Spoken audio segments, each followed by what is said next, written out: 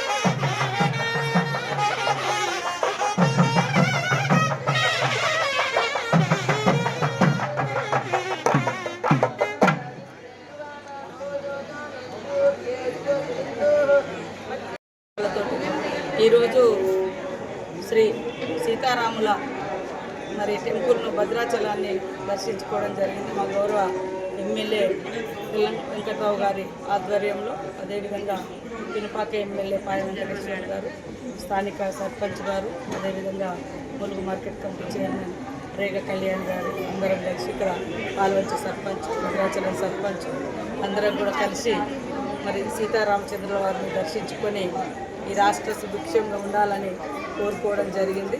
అదేవిధంగా ఈరోజు మరి గతంలో ఎక్కడ లేని విధంగా ఆలయాల అభివృద్ధి కోసం మా ముఖ్యమంత్రి గౌరవనీయులు సోదరుడు రేవంత్ రెడ్డి గారు ప్రత్యేకంగా శ్రద్ధ పెట్టి రాష్ట్రంలో మొట్టమొదటిసారి కోట్లాది మంది భక్తులు 4-5 రోజులలో దర్శించుకున్నటువంటి మరి ఆదివాసీల ఆరాధ్య దైవం, తెలంగాణ అందరి దైవంగా వెలుగొందుతున్నటువంటి సమ్మక్క సారలమ్మ దేవాలయాన్ని కూడా పెద్ద ఎత్తున పునరుద్ధరించి భక్తులందరి ప్రశంసలు పొందడం జరిగింది.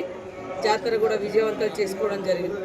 తర్వాత ఈరోజు మరి భద్రాచలానికి కూడా మా తెల్ల వెంకట్రావు అన్న గారి ఆధ్వర్యంలో ఇక్కడటువంటి ఈ జిల్లా మంత్రులు శ్రీ గౌరవ బట్టి విక్రమార్క గారు, పొంగేటి శ్రీనివాసరెడ్డి గారు, తుమ్మల నాగేశ్వరరావు గారు, ఎంపీ బలరాం నాయక్ గారు, మా స్థానిక ఎమ్మెల్యేలు ఇక్కడటువంటి వెంకట్రావు గారు, పాయ వెంకటేశ్వర్లు గారు, ఇల్లెందు కుమరం మరి కనకయ్య గారు, ఇటు మరి ఆదినారాయణ గారు, అదేవిధంగా ఖమ్మం జిల్లాలో ఉన్నటువంటి మిగతా ఎమ్మెల్యేలందరి సహకారంతో విన్నపంతో మరి ఈరోజు భక్తుల యొక్క కోరిక మేరకు భద్రాచలం మరి సీతారాముల వారి టెంపుల్ను కూడా అద్భుతంగా తీర్చిదిద్దాలనేటువంటి లక్ష్యంతో మరి ఇక్కడ 500 కోట్లకు పైగా నిధులు కేటాయించడం జరిగింది. మొదటి విడతలో 300 కోట్లతోటి తొందరలోనే టెండర్లు కంప్లీట్ చేసుకొని పనులను ప్రారంభించడం జరుగుతుంది. కాబట్టి కొన్ని వందల ఏళ్ళు, వేల ఏళ్ళు ఈ యొక్క గుడి గోదావరి ఒడ్డు మీద నుంచి మరి కొన్ని స్తరాలు ఉండే విధంగా ప్రణాళిక జరుగుతూ ఉంది. కాబట్టి భక్తుల మనసులలో ఏముందో అది గ్రహించి దానికి తగ్గట్టుగా మా ప్రభుత్వం, మా ముఖ్యమంత్రి రేవంత్ రెడ్డి గారు, మా ఎండోమెంట్ శాఖ మంత్రి కొండా సురేఖ గారి ఆధ్వర్యంలో ఇవన్నీ కూడా నిర్మించుకోవడం చాలా సంతోషం. ఖచ్చితంగా భక్తుల యొక్క మనోభావాలను గౌరవించేటువంటి ప్రభుత్వం మా ప్రభుత్వం.